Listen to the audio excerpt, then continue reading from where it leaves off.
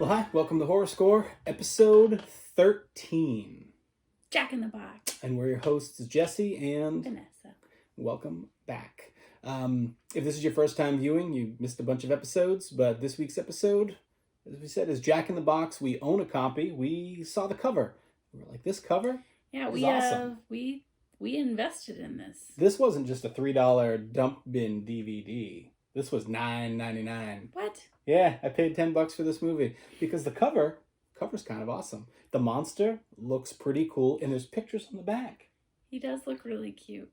And I do just want to say that the Geek Legion of Doom described this movie on the back as Hellraiser meets Pennywise. How could we not buy it? I was like, I've never heard of this movie before, which means it's perfect for Horror Score because we want to get the word out on either new horror movies or old sleepers that people have forgotten about. And from time to time, we'll do a super famous movie review, but does Jaws need another review?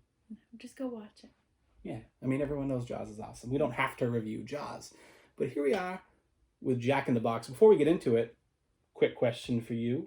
People can possibly chime in below if they want to comment. What do you think is the minimum age that a parent should allow kids to start watching horror movies? I was watching like sex scenes and whatever and horror.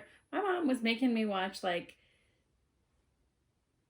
Holocaust documentaries at the time I was like 5. So, and I turned out fine. Ish. I'm fine. So, it's, I don't know. Do they have eyes? Can they understand? Has object permanence become a thing yet? I agree with you to a point. I mean, I was at 6 years old. I was allowed to start watching horror movies. I had to close my eyes during the sex scenes. That was the only rule. I was allowed to see heads roll, people disemboweled, blown up, burned alive. But if there was a nipple, it was like, close your eyes, Jesse. Like, don't look. And the thing is I was sort of also embarrassed that there's like a naked lady on TV and I'm watching it with my mom. So I didn't want to even peek till I was like, 12 or 13. I started like... Yeah, because when you're 13, that's when you want to start watching sexy stuff with your mom, right? Am I right? No. Look what I just walked you into. Oh, good. Oh. Speaking of walking into, that's us walking into this movie with high expectations. Because the cover is great. There's a quote at the top. I always have low expectations. I did not walk into this. I will give any movie a chance. No, so will I. Like, clearly I watched it. But I'm not going to say I came in with high expectations. I come into every movie, even if it's something I've been dying to see for years.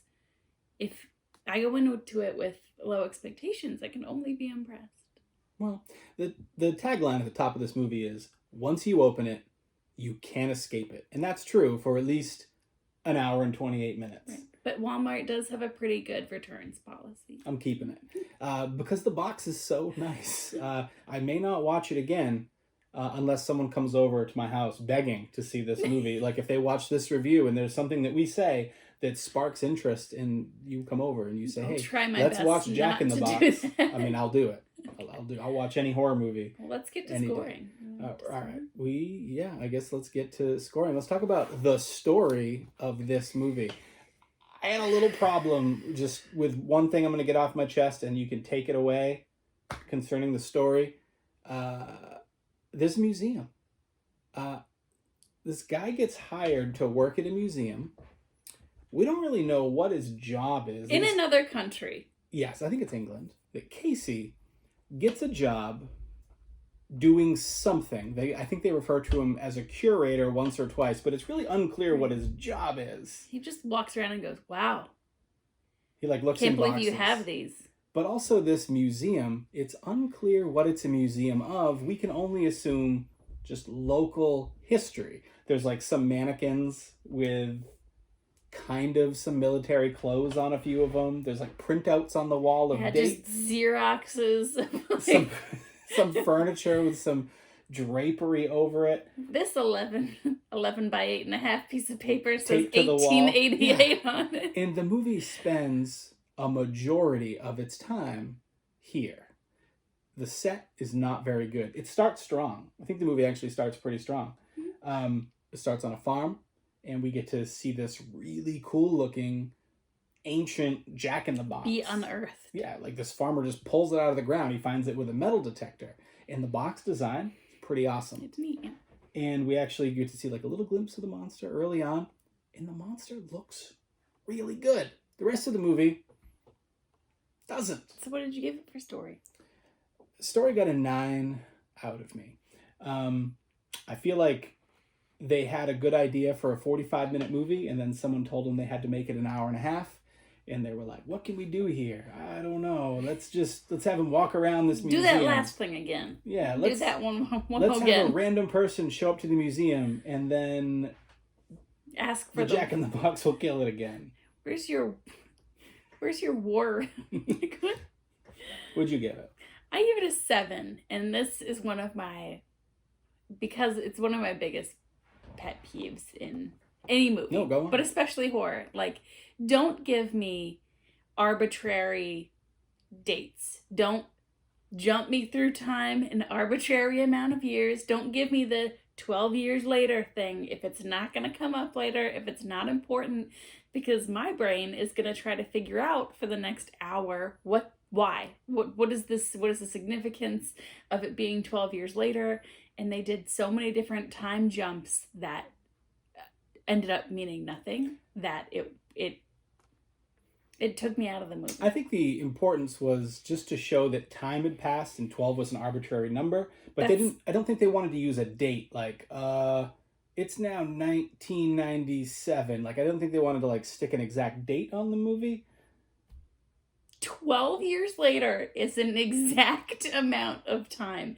It's like, in Jeepers Creeper, like 23 years means something. Like, that's when they can come back. That's when you can come back to feed. 23 days. Well, I mean, this movie touches on that a little bit. They say that this Jack-in-the-Box, for every person that it eats, he gets to live another 3 years. So I guess we're just supposed to assume he's used up 4 years worth of kills in that time, and he's hungry. No, you can shake your head. It's fine. I agree with you. I'm just playing devil's advocate. Let's talk about the villain, because that is something that I actually really like about this movie. I would like to talk about the villain. Mm-hmm. I liked it often. I liked him in a lot of scenes that he was in, and then some of them didn't deliver. I gave it a 12 though, because he has this really cool double mouth. He did have a double mouth that I loved. It was a very unique nice thing touch. That he had. But lobster claw hands, kind of. But we did the claws a little too much. Yeah. I think in every single death, it was all about the claws. We don't actually know. And not about the scary mouth. There was no other, we did too much with the claws. We got a lot of kills off camera, which I guess we'll talk about in a minute. But a lot of the deaths were off camera. We can only assume that this monster just got them somehow.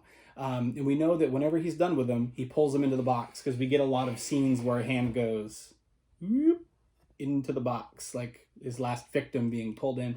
But we just see him grab people by the head, by the body. One person gets punched and then they're just dead. They're dead. There is a throat slit. We do get that, but I guess that's a different category. That's more horror. We're talking about the villain. I also give the villain a 12. I liked the way he looked. I thought he was neat. I was impressed that he looked like he did on the cover. There's some movies like Bog Creatures where you get a really cool monster on the cover and you watch the movie and it's not anything like the monster inside. So I was really impressed that this was in the movie, that actual creature was in the movie. But in the natural Jack-in-the-Box form, he's this cute, adorable Jack-in-the-Box.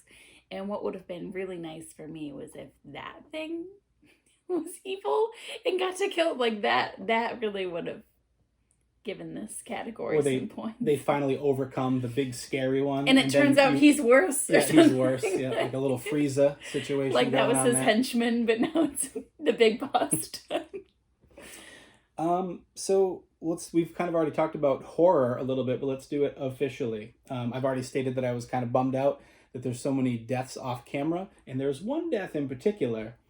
I mean, you'll see it for yourself if you watch this movie, where the monster doesn't kill somebody.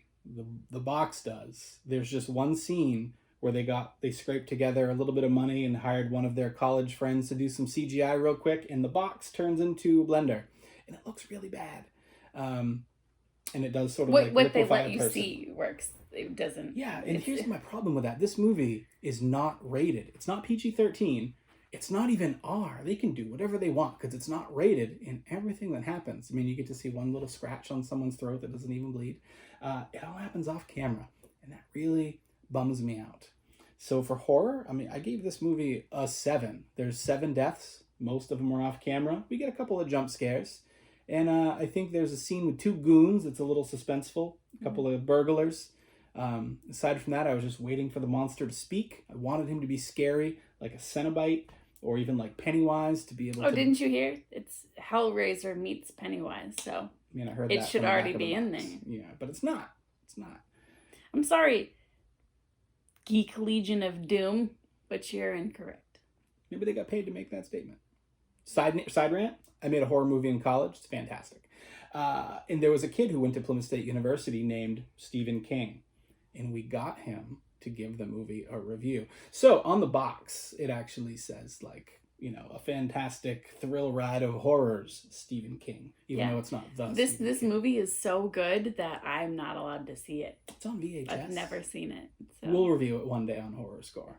I think he was trying to impress me. Mm-hmm. I made a movie. Anyway, I gave it a 5 because there was no horror. If somebody gets killed off camera, they don't get killed. I don't care. I think there was one jump scare where like one of the robbers was hiding. Yeah, and, that's like, what I was mentioning. There was a good suspense. It was a little suspenseful. Good suspense moment. The death didn't do anything for me because again, it was all claw. You know what I wanted to see? I wanted to see what the little world was like inside the box, like in Wishmaster, when they like go into the gem and you can see his weird little world. That would have been cool, like in an end scene climax of the movie. But really, we don't get much. We don't get much at all. Let's go to the next category. Effects. You want to start us off? Okay. There was some really good makeup in this. Like we mentioned earlier, the 2 mouths. There's also some terrible makeup. Just clearly you can see the prosthetic cuts. Oh, the wounds. Oh my God. You could see like where it was glued onto the face. It was real bad sometimes. But I'm here right now to give this category an 8 because so this man is from America and he comes to work at this museum in England, right? This actor is very clearly English. His American accent starts out kind of like, guys, where in America is this man from? Are you from Carson City? I can't really place that accent. And then halfway through the movie, he's just like, I give up. I'm not doing the accent It's like anymore. Nicolas Cage in Con Air. He starts off with an accent and then sort of starts to lose it a little bit. It's not like that because that was cool. This was terrible. Exactly like that. Well, what'd you give it? I already said I gave it an 8. All right. Well, I gave it a 7 because the museum was so poorly put together that I was just stapled distracted pieces of paper on the wall. the entire movie. The monster again looked good, and all 7 of those points. We don't get to see the monster a whole lot. He's not around. If you're like me and you watch this movie based off of the cover, you don't see a lot of this monster. But when he's on screen, he looks great. I would like for him to speak, but he doesn't. The music is not memorable. So it is what it is. But our last category. S Factor. It's the S Factor. We're just going to award this movie some arbitrary points if we feel like it, but we got to justify why we're doing it. Yeah. I gave this movie 5 additional points because the box design that he's kind of a Dybbuk. He's like a Dybbuk demon clown demonic toy from hell in space. I also gave it 5 points, but not because of the box, because that's just a ripoff, and that's probably where these geeks of Doom got their Hellraiser points from. There's a square in that movie? Nice. Got it. Got it. So there was a weird unrelated girlfriend murder. Like the guy. Oh, yeah. That guy's.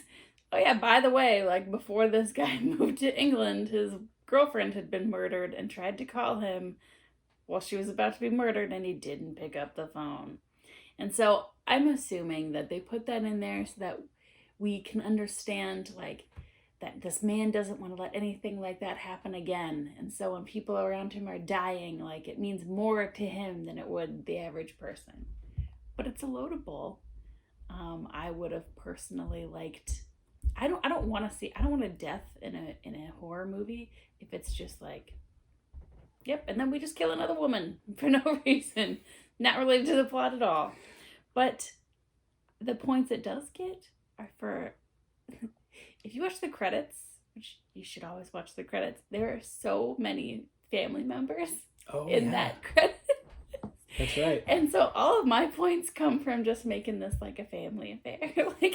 like the sister's doing the makeup, and then the editor is the brother, and like the nephew's like the gaffer. Like, I just like this traveling family of editors. This movie does one other thing very oddly that I haven't seen before, is it does a lot of flashbacks of scenes that we just saw 5 or 10 minutes ago, and then it puts them in black and white and shows them for too long, like we forgot already. It'd be like us saying, like, do you remember the beginning of this episode when we introduced story? I'll watch any horror movie. Well, let's get to scoring. All right. I guess let's get to scoring. Let's talk about the story of this movie. Yeah, well, it's that time. Before we total these up and let you know what we really thought of the movie, let's turn to Vanessa's one-sentence synopsis.